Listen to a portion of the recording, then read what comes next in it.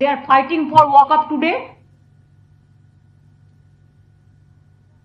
because the Jumla party is only one point program to divide the country, and they believe only divide and rule policy. What we don't.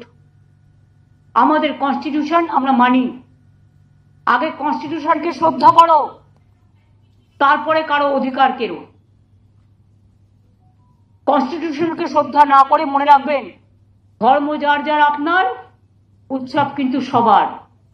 এবং পরিষ্কার আমি বলছি, আমি কিন্তু শ্রীকৃষ্ণের বাণীও শুনি, স্বামী বিবেকানন্দও পড়ি, নেতাজিও পড়ি, গান্ধীজিও পড়ি, আম্বেদকরও পড়ি, আবুল কালাম আজাদও পড়ি, রামকৃষ্ণও পড়ি। একই কথা, কর্ম যার ধর্ম তার।